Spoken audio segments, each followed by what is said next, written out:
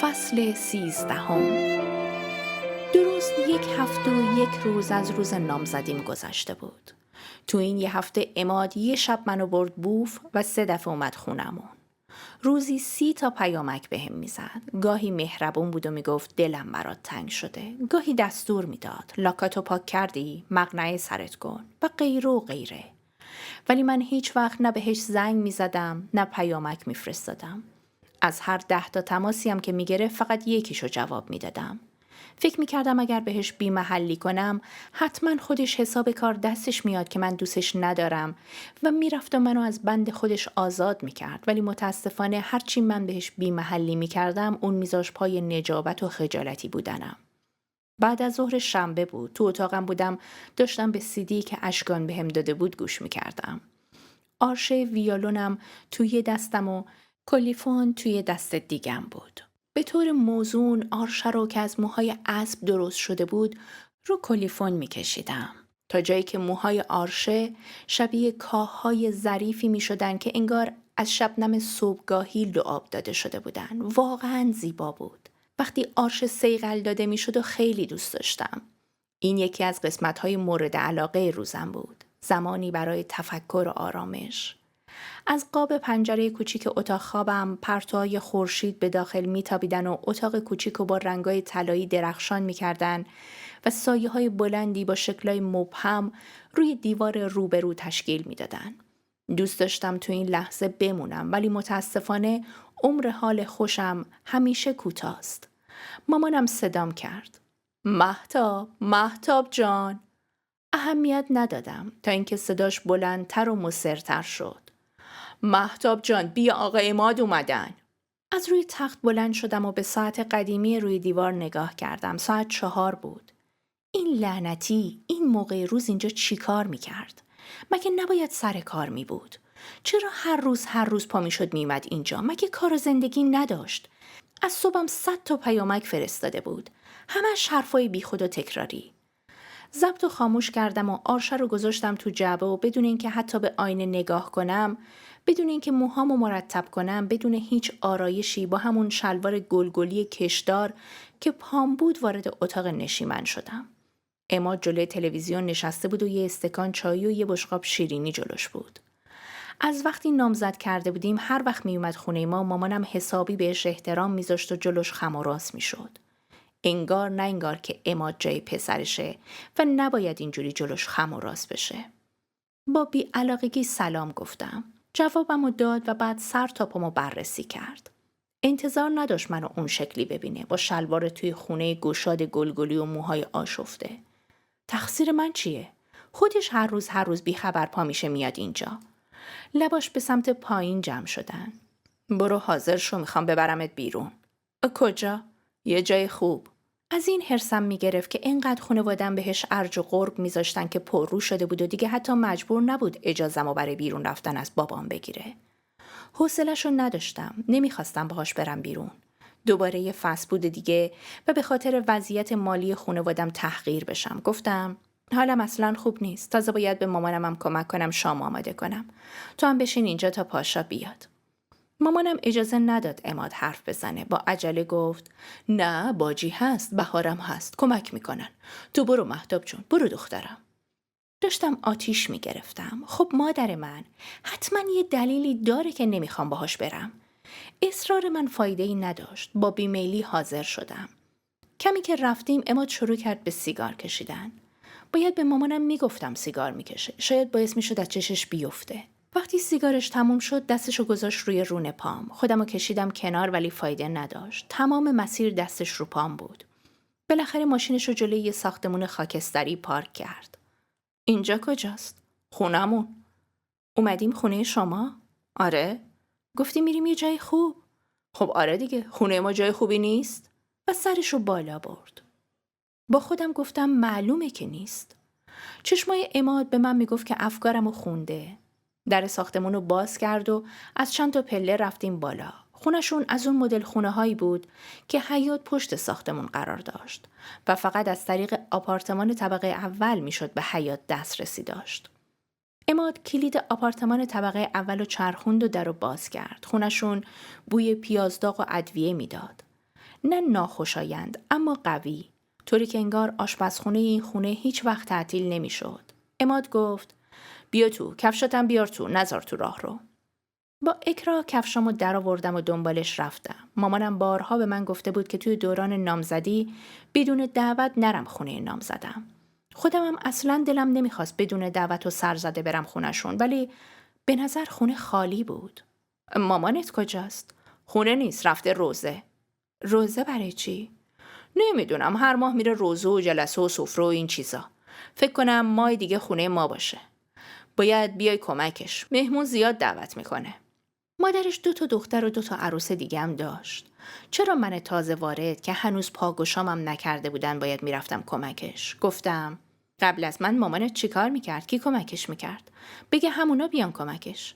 من میرم سر کار، وقتی برای این کارا ندارم.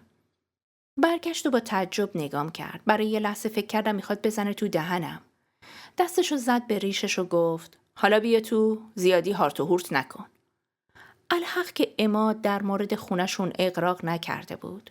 خونشون خیلی بزرگ بود و البته مثل سمساریا پر از اسباب. همه چیز با هم ریخته شده بود توش. از در که وارد می شدی مستقیم وارد نشیمن یا همون اتاق تلویزیون می شدی و دست راست اتاق مهمونی رسمی بزرگ و ناهارخوری بود و دست چپ می رفت طرف اتاق خوابا. آشپزخونه هم پشت نشیمن بود. انقدر خونشون بزرگ بود که حتی پاسیو هم داشتن. مبلمان رسمی طلایی رنگ توی اتاق پذیرایی انقدر با شکوه بود انگار کاخ ریاست جمهوری بود. کف زمین و دیوار به دیوار با فرشای دست باف قرمز پوشونده بودن. یه تابلو فرش خاکستری ونیکات با قاب طلایی به دیوار اتاق پذیرایی آویزون بود. خود اون تنها حتما 1,000,000 قیمتش بود. عماد متوجه نگام شد و گفت تو خوابت هم نمیدیدی عروس این خانواده بشی ها؟ سرمو تکون دادم. هیچ وقت. البته نه به خاطر پولشون. متوجه پورتری بزرگ پدر عماد شدم که تو قاب طلایی که با قاب ونیکات همرنگ بود بالای مبل اصلی اتاق نشیمن روی دیوار بود. چهرش جدی و عصبانی بود. چشماش همون نگاهی رو داشت که برای اولین بار تو شب خواستگاری دیده بودم. نگاه ترسناک یه حاکم مطلق که به قلمرو خودش نگاه میکرد. وای، قرار بود این پدر شوهرم بشه. چقدر وحشتناک. تو اتاق نشیمن حامد برادر کوچیکتر عماد که همسن من بود روی نزدیکترین کاناپه به تلویزیون لم داده بود و پاهاش روی مبل بودن. حامد نسخه جوانتر و لاغرتر از عماد بود. داشت فوتبال از ماهواره میدید. پیژامه پوشیده بود و یک کوه از پوست تخمه آفتابگردون و پوست پرتقال کنار یه استکان چای خالی جلوش بود. عماد ازش پرسید کی بازی میکنه. بدون اینکه حتی چشمش از تلویزیون برداره حامد جوابشو داد. یه تیمی بود که من نمیشناختم. آروم سلام گفتم. سرشو به طرفم برگردوند و با بیمیلی و انگار که انتظار داشت من اونجا باشم جوابمو داد. عماد دستشو بالای کمرم گذاشت و منو به سمت راهرو راهنمایی کرد. بریم تو اتاق من. من فکر میکردم میریم بیرون. حالا اینجاییم تا مامانم بیاد. منو دعوت کردن برای شام؟ رفتارش برام خیلی عجیب بود چون اینا که انقدر خانواده رسم و رسوم داری بودن و به قول مادرم با اصل و نسب بعد از 1 هفته هنوز منو پاگوشا نکرده بودن. بعد این عماد بدون اطلاع قبلی منو برد خونه‌شون. یه جای کار میلنگید. عماد بی‌حوصله جواب داد آره. خب پس خوب بود صبر میکردیم تا میومدن. اینجوری زشت نیست؟ نه بابا، عروسشونی دیگه، چه زشتی داره؟ بعد با لبخند گفت بیا بریم بقیه خونه رو بهت نشون بدم. ما اینجا 4 اتاق خواب داریم. 2 برادرام هم آپارتمانشون 4 اتاق خواب است. تک واحدی هن. اونا طبقه 2 و 3 هن. ولی آپارتمان ما که طبقه آخر 2 خواب است. اون طبقه 2 واحدیه. یه واحدش برای ماست، یه واحدش برای حامد. حالا مستاجر بره میریم میبینیمش. تمام مدت دستش روی کمرم بالا و پایین میرفت. وقتی دستش رو روی بند سوتیانم نگه داشت خودم رو کنار کشیدم. دیگه نذاشتم بهم دست بزنه. نگاهی بهم کرد ولی حرفی نزد. دنبالش رفتم تا انتهای راهرو که اتاق خوابا بودن. وقتی وارد اتاق شد در رو بست. اتاقش نسبت به استانداردهای من تقریباً بزرگ بود. تختش گوشه اتاق بود که رو تختی راه آبی روشو پوشونده بود. یه میز قهوه‌ای رنگم کنار تخت بود که بالاش یه مانیتور بزرگ قرار داشت و روی دیوار روبرو سوره‌ای از قرآن قاب بندی شده بود و به دیوار زده بودن.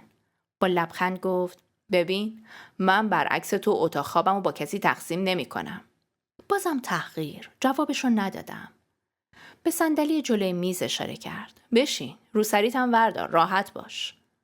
همونطوری ایستادم. حس خیلی بدی داشتم. برای چی من آورده بود خونشون وقتی مادرش نبود؟ حالا هم تو اتاقش. درم بست. درو چرا بستی؟ آخه حامد بیرونه. روسری تو خواستی در بیاری راحت باشی. من راحتم. درو باز کن. رفتم درو باز کنم که جلومو گرفت و نذاشت. یه جورایی ترس وجودمو گرفت و شروع کردم به چرت و پرت گفتن. اتاقت خیلی تمیزه. آره، مامانم هر روز تمیز میکنه. وگرنه من آدمی نیستم که بخوام پشت سر خودمو تمیز کنم. رو تختش نشست و لبخندی بهم زد. پرسید: چطوری؟ اینجا راحت نیستم. میشه بریم بیرون؟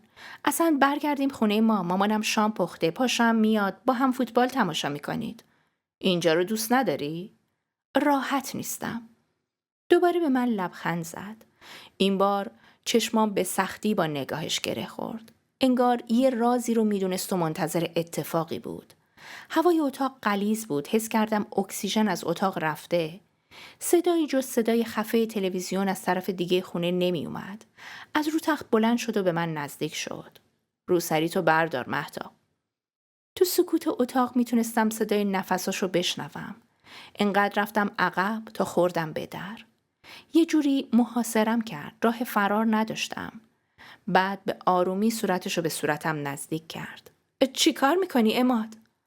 وقتی صورتش، چشمای نیمه بستش و لباش به سمت صورتم میرفتن، صورتمو برگردوندم و لبامو محکم به هم بستم. حالا چشاش باز بود و با لبخند زننده‌ای که دندوناشو نشون میداد به هم نگاه میکرد. مهتاب، فقط یه بوس. نه، چی کار میکنی؟ فقط یه لب بده. ناسلامتی نامزدی ما. دلم نمیخواست ببوسمش. هرچی بیشتر میگفت نامزدیم بیشتر ازش بدم میومد. خودمو زدم به خریت و به ناچار بهش گفتم: عقد که نکردیم از این کارا بکنیم. عماد خنده چندشاوری کرد و گفت: همین پاکی و مثبت بودنته که دل منو برده. دختر خوب، صیغه محرمیت بینمون خونده شده. یعنی چی؟ یعنی میتونیم کامل با هم باشیم. دیگه یه لب که چیزی نیست. مگه بابات نگفت شیرینی رو بعد از عروسی بخوریم؟ خب اون که آره. راستش این الان فقط یه آب نباته. دیگه نتونستم حرفی بزنم چون لباشو گذاشت رو لبام. قطره اشکی رو گونم چکید. اولین بوسه با کسی که دوستش نداشتم، اونم زوری. رو سریم افتاد رو شونم. خدایا چرا؟ خواستم از خودم برونمش ولی نتونستم. خیلی قوی تر از من بود. صورتمو محکم گرفته بود تو دستاشو. اصلا نمیتونستم تکون بخورم. همراهیش نکردم. نخواستم. نتونستم. دوستش نداشتم. مثل یه مترسک فقط وایساده بودم و دهنمو بهش قرض داده بودم تا ازش استفاده کنه. نه، من هیچ وقت اونو تو بوسیدن همراهی نمی کنم. نه الان، نه هیچ وقت دیگه. اینقدر این چند وقت عصبانی و ناراحت بودم که به این فکر نکرده بودم که دیر یا زود عماد این چیزا رو ازم میخواست. میتونستم بهش بگم نه؟ عماد راست میگفت. محرم بودیم و اون هر کاری دلش میخواست میتونست با هم بکنه. ساده بودم. احمق بودم که فکر اینجاشو نکرده بودم. چرا با پای خودم اومدم تو اتاقش؟ دهنش بوی سیگار میداد. داشتم خفه میشدم.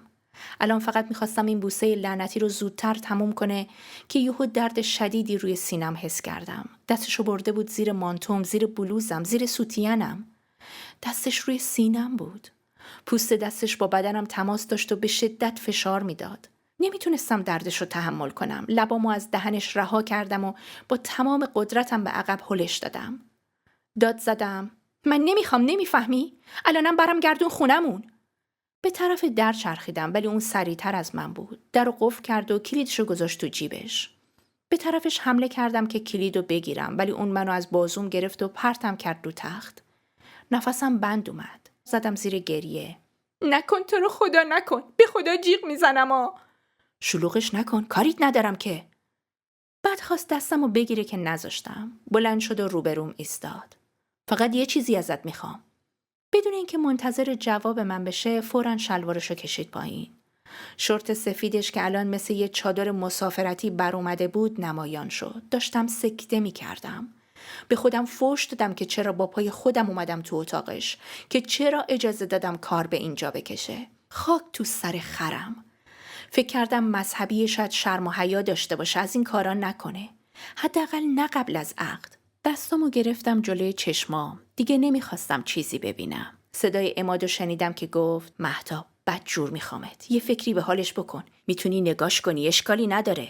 میدونستم هیچ رنگی تو صورتم باقی نمونده. همونجوری که دستام جلوی چشمم بود با لکنت التماس کردم. عماد خواهش میکنم حالا این کارو نکنیم. باشه برای بعد عروسی. دستمو به زور گرفت و جایی که نباید میذاشت گذاشت. زیر دستم تپشش رو حس میکردم. انگار جون خودشو داشت. داشتم اولین های زندگیمو با کسی تجربه میکردم که اصلاً دوستش نداشتم. چه دردناک بود. تو فقط اون کاری که من میگم و انجام بده. اصلشو میذاریم برای شب عروسی. دستمو آزاد کردم و گفتم نه. خواستم از روی تخت بلند شم که منو پرت کرد و سرم خورد به لبه تخت. ببین نمیخوام اذیتت کنم. پس تو هم آدم باش، منو اذیت نکن. بذارمش تو دهنت. با گریه گفتم نه، من از این کارا خوشم نمیاد. اصلا حروم این کارا. با یه حرکت تند برگردوندم روی تخت و طوری که صورتم روی بالش بود و پشتم بهش، مانتومو داد بالا و دستاش رفت به طرف شلوارم. یا میذاری بذارمش تو دهنت یا از جایی که نباید میکنمت. شلوارتو میکشم پایین و از پشت. حالا خود دانی. به خودم و زمین و زمان فحش میدادم که چرا من باید تو همچین موقعیتی باشم. خدا کجا بود؟ چرا منو نمیدید؟ چرا به دادم نمیرسید؟ این چه بدبختی بود نصیب من شده بود؟ تو غلط میکنی.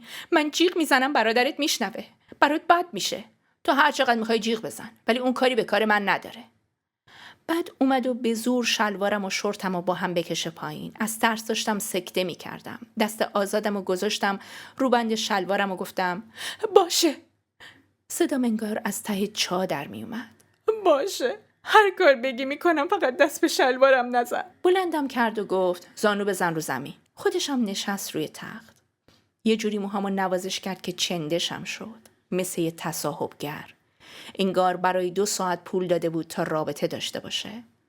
بذار تو دهنت. دندونم نمیزنی ها؟ هیچی نمیدونم، بلد نیستم، نمیدونم چی کار کنم. اب نداره، خودم بهت یاد میدم. و هر کاری گفت کردم. حالم داشت به هم میخورد. داشتم بدترین دقایق عمرم رو تجربه میکردم. حس کردم دیگه نمیتونم تحمل کنم. نمیتونستم نفس بکشم. سرمو یکم عقب کشیدم تا بتونم نفس بکشم که عماد محکم خوابون تو گوشم. از زور درد اشکام بیشتر سرازیر شد. سرمو بالا بردم و بهش نگاه کردم. چی شد؟ چرا زد؟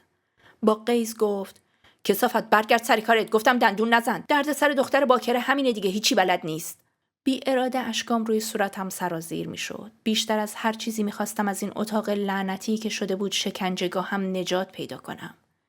بالاخره عماد راضی شد و خودشو توی دهنم خالی کرد. بعد پشت موهامو نوازش کرد و گفت آفرین دختر خوب.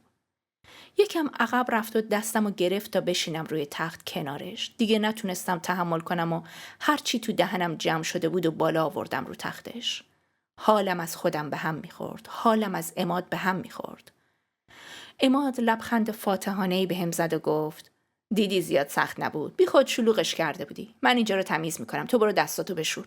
رو سریت هم سرت کن. حامد بیرونه. دستشویی بغل پاسیوه. ازش نفرت داشتم. کدوم بیشوری با دختری که خودش انتخاب کرده بود همچین رفتاری میکرد. تو دستشویی نصف خمیر دندون رو خالی کردم تو دهنم تا هر اثری از کاری که وادار به کردنش شده بودم از بین بره، ولی نرفت. تا مدت‌ها نرفت. وقتی برگشتم تو اتاق عماد داشت برای خودش سوت میزد. عطرم زده بود. رو تختی رو جمع کرده بود. اتاقش دیگه بوی خفقان نمیداد. بیا بریم برسونمت خونت. به جرئت میتونم بگم که این یه جمله بهترین حرفی بود که بهم زده بود. 1 ساعت بود که من خونه‌شون بودم. مامانش هنوز نیومده بود. نخواستم بدونم چرا، ولی چیزی که فهمیدم این بود که مادرش اصلاً قرار نبود خونه باشه. برای همینم منو برده بود خونه‌شون. تو راه برگشت تمام مدت رومو کردم به پنجره. نخواستم نگاش کنم. یه سیگار روشن کرد و پرسید قهری؟ جوابشو ندادم. دستشو دوباره گذاشت رو پام و شروع کرد به نوازش کردن. چندشم شد. حس زنی رو داشتم که نقشش فقط ارضا کردن مردا بود. عماد خندید و گفت قهر کردن نداره، این چیزا بین زن و شوهرها عادیه. منم آدم گرمیم، تو هم خوشگلی، دیگه این مخلوط خطرناکیه. حاضر نبودم بهش نگاه کنم. برو خدا رو شکر کن مامانم تست بکارت و دستمال شب زفاف میخواد، وگرنه دیگه نتونستم تحمل کنم. سرش داد زدم. بسه دیگه، نمیخوام صداتو بشنوم، ازت بدم میاد. چی شد؟ رم کردی؟ گوش کن، من اگر باکرم و تا امروز نذاشتم دست هیچ پسری به من بخوره فقط و فقط به خاطر اینه که خودم نخواستم چون به این باور دارم تنها کسی که لیاقت منو داره همسرمه، نه به خاطر اینکه خانواده عقب مونده‌اش از من تست و مدرک و دستمال بخوان. نیمخیز شد که بزنه تو دهنم. حرف دهنتو بفهما. خودمو عقب کشیدم و دستمو سپر قرار دادم. نذاشتم دستشو روم بلند کنه. تو هم دیگه حق نداری به من دست بزنی. گرمی، سردی، هر کوفتی هستی مشکل خودته. به من ربط نداره. اصلا برو با همون زنایی که قبلا بودی و تجربه دارن و دندون نمیزنن. دستمو گرفتم روی گونم و در حالی که به سختی اشکامو کنترل میکردم گفتم اصلا به چه حقی دست رو من بلند کردی؟ به همون حقی که شوهرتم. چند بار بهت گفتم دندون نزن. زدمت که از این به بعد دیگه یادت بمونه. دندونو نذاشتم حرفشو تموم کنه. در حالی که صدام میلرزید گفتم برو گم شو. نمیخوام شوهرم باشی. فکر کردی من بی کس و کارم که دست روم بلند کردی؟ ببین من یکم تو رابطه خشنم. باید عادت کنی. تا حالا چند دفعه رابطه داشتی که میدونی خشنی یا نه؟ اونش به تو ربط نداره. فقط اینو بدون که حلال خدا رو حرام نکردم. پس قبلا هم رابطه داشتی؟ گفتم به تو ربطی نداره. ازت بدم میاد. خیلی بی‌انصافی. با ناباوری به هم نگاه کرد و هیچی نگفت. کمی بعد پشت چراغ قرمز که ایستاد خم شد طرفم و بوسه آبداری زد به گونم. همون جایی که 1 ساعت پیش چک زده بود. حالا قهر نکن. قهر نیستم، ولی دیگه نمیخوام ببینمت. تا وقتی رسیدیم خونه ما نه اون حرفی زد نه من. وقتی داشتم پیاده میشدم گفت به پاشا بگو بیاد پایین، دیره، بچه‌ها منتظرن. چقدر میتونست بی انصاف باشه که اون کارو با من بکنه بعدم با برادرم بره بیرون. انگار که هیچی نشده. با ترس پرسیدم میخوای شکایت منو بهش بکنی؟ نه بابا، اون اصلا نباید از رابطه منو تو چیزی بفهمه. خواستم در رو باز کنم که گفتم بدونی مامانم مدرک میخواد. به هم نگاه نمیکرد. چشماشو ازم دزدیده بود. یه چیزی تو وجودم شکست. آخه مدرک برای چی؟ مگه نگفت تو رو انتخاب کردم چون پاک و دست نخورده ای؟ دیگه نفهمیدم چی کار میکنم. با عصبانیت انگشتری که بهم داده بود و در آوردم و پرت کردم جلوشو. گفتم برو گم شو. نه تو رو میخوام، نه این انگشتر لعنتی رو، نه این نامزدی زوری رو، نه رابطه کثافتکاری که مجبورم کردی باهات داشته باشم. همه چیز تموم عماد. برو، نمیخوامت. بخوای اذیتم کنی به همه میگم با هم چی کار کردی. انگشتر از رو پاش برداشت و هیچی نگفت. فقط نگام کرد. برای چی باید مدرک بدم؟ مگه من از تو کوچه پیدا کردی؟ اینو گفتم و از ماشینش زدم بیرون. کلید انداختم و درو باز کردم. پاشا جلوی تلویزیون نشسته بود. بدون اینکه بهش سلام کنم گفتم عماد پایین منتظرته. پاشا بلند شد و رفت پایین. مامانم از تو آشپزخونه مثل جرقه اومد بیرون و گفت اوا برگشتی تو؟ مگه نمیخواست شام ببرتت بیرون؟ جوابشون ندادم و با عجله رفتم تو دستشویی و یه بار دیگه دهنم و با خمیر دندون و دهانشویی شستم. ولی فایده‌ای نداشت. حس نجس بودنی که بهم داده بود از بین نمی رفت. حالم از خودم به هم می‌خورد. چرا اینقدر ضعیف و بیچاره شده بودم؟ چرا بهش اجازه دادم یه همچین کاری با من بکنه؟ بیرون از دستشویی مامانم منتظرم بود. مهتاب بگو ببینم چی شده، دعواتون شد؟ بهش که بی احترامی نکردی، حرف زیادی که نزدی. بازم جوابشون ندادم و رفتم تو اتاقم و درو قفل کردم. اصلاً حوصله هیچ کسو نداشتم. صدای مامانم و بهار از بیرون اتاق می اومد. بهار پرسید چی شده؟ نمیدونم والا. 2 ساعت پیش ما اومد دنبالش، خواست شام ببرتش بیرون. الان برگشته با من حرف نمیزنه. مهتاب. بهار بود که داد میزد. باز کنین درو. باز کنین بی صاحبو. بلند شدم درو براش باز کردم. بهار نذاش مامانم بیاد تو. برو من باش حرف میزنم ببینم چشه. بعد درو روی مامانم بست. چی شده؟ چرا گریه میکنی؟ هیچی. بهار ولم کن. چی کارت کرده؟ پرده‌تو زد؟ نه. گریه عمونمو برید. چی کار کرد که اینجوری داری گریه میکنی؟ همه چیزو برای بهار تعریف کردم. کثافت لجن. بعد سرمو گذاشت روی قلبش و گفت به مامان نگفتی؟ مگه روم میشه بهش بگم؟ مهتاب بیا فرار کنیم. سرمو بالا گرفتم و با تعجب بهش نگاه کردم. چی میگفت؟ خل شده بود؟ ببین بیا دوتایی فرار کنیم بریم یه شهر دیگه. هر دومون کار میکنیم میتونیم خرج خودمون رو در بیاریم. چی داری میگی بهار؟ ما خانواده محترمی بودیم. دختر فراری نداشتیم. بهار چی میگفت؟ یه نگاه به خودت بنداز. این زندگی تو داری؟ درست میشه. چیه درست میشه؟ دلت خوشه ها؟ ببین این الان تو نامزدی دستش رو رود بلند کرده. بعد که اسمت رفت تو شناسنامش میخواد چی کار کنه؟ بزنه له و لوردت کنه؟ نمیدونم. راستش مهتاب من میترسم اینا بیان خواستگاری من برای پسر کوچیکشون. تو بله برونت حواسم بود مامانش چجوری نگام میکنه. پیش خودشون گفتن اینا خانواده خوب و قانعین، راحت دختر میدن، بریم اون یکی دخترشونم بگیریم. دلم به تو خوش بود که ازم دفاع میکردی. الان دیگه تو هم بری نمیدونم به کی اتکا کنم. من نمیخوام بذارم اینا منم دستی دستی بدبخت کنن. بیا یه برنامه ریزی کنیم فرار کنیم. سرمو تکون دادم و لبای خشکیدم و به زور باز کردم و گفتم بهار من یکی رو دوست دارم. یکی که عماد نیست. و همه چیزو براش تعریف کردم. هر آن منتظر بودم پاشا از در بیاد و منو بگیره به باد کتک. اتفاقی که عصر برام افتاده بود و اتفاقی که قرار بود با اومدن پاشا برام بیفته باعث شده بود سرگیجه و حالت تهوع شدیدی بهم دست بده. سرم درد میکرد، معدم درد میکرد، انگشتام سوزن میشد، استرس داشت نابودم میکرد. میدونستم عماد دوباره همه چیزو به پاشا میگو، پاشا رو دوباره میندازه به جون من. از مامانم خواستم بذاره برم خونه خاله مینام ولی اجازه نداد و گفت این وقت شب صلاح نیست. پاشا شام نیومد خونه. حس کسی رو داشتم که قرص برنج خورده بود و داشت به طرز دردناک ولی تدریجی میمرد. فکر کردم اگر به بابام بگم عماد زد تو گوشم شاید درکم کنه. شاید خودش زنگ بزنه به عماد و سرش داد بزنه بگه تو به چه حقی دستتو رو دختر من بلند کردی؟ شاید خودش میگفت از این پسر شوهر خوب در نمیاد و نامزدی و به هم میزد و منو خلاص میکرد. سر شام به بابام گفتم که عماد زده تو گوشم. البته نگفتم چرا، فقط گفتم زده تو گوشم. قبل از اینکه بابام بتونه جوابمو بده باجی گفت خب خودت ببین چی کار کردی، عصبانیش کردی. هر کاری کرده باشم نباید منو میزد. دست بزن داره بابا. بابا نگاه آرومی به من انداخت و گفت باشه به پاشا میگم بهش اخطار بده. تو هم سعی کن زبونتو ببری، سر به سرش نذاری که دست رود بلند نکنه. وقتی دوست نداره شال بپوشی بری سر کار یا چیزای دیگه به حرفش گوش کن. اون الان نامزدته، ازت توقع داره. نه اون دیده شماها پشت من نیستید، داره سوء استفاده میکنه. من دیگه باید چیکار کنم به شما بگم این آدم خوبی نیست؟ به حرفم گوش نمیکردن. اصلاً من براشون مهم نبودم. بعد از شام داشتم ظرفا رو میشستم که پاشا اومد خونه. در خونه رو که بست انگار کسی دستشو گذاشت روی دهن و بینی من. حس کردم نمیتونم نفس بکشم. منتظر شدم بیاد لط و پارم کنه. شیر آبو بستم. دستکشای لاستیکی زرد رو در آوردم و تکیه دادم به کابینت ظرفشویی. تمام سعیمو کردم که نیفتم رو زمین. چون اگه منو رو زمین پیدا میکرد براش خیلی راحت تر بود که بهم لگد بزنه. صداش از تو نشیمن بلند شد. مهتاب، مهتاب. جوابشو ندادم.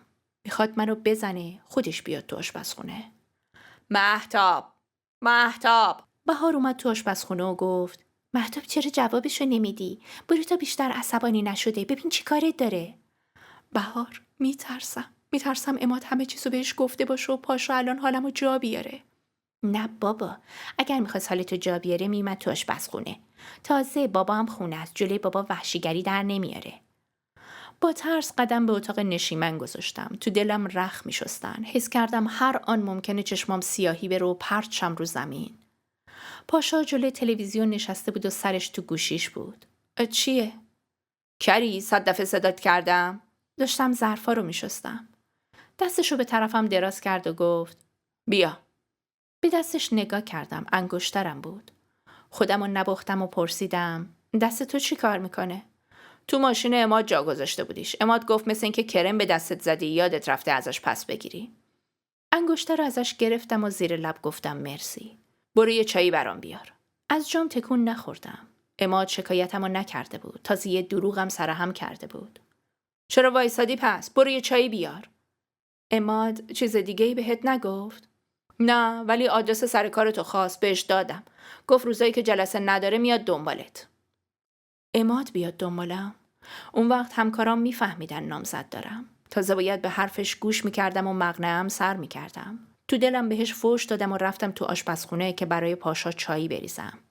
بعد از اتفاقای امروز باید یه فکر اساسی میکردم. صدای بهار تو گوشم زنگ میزد. بیا فرار کنیم.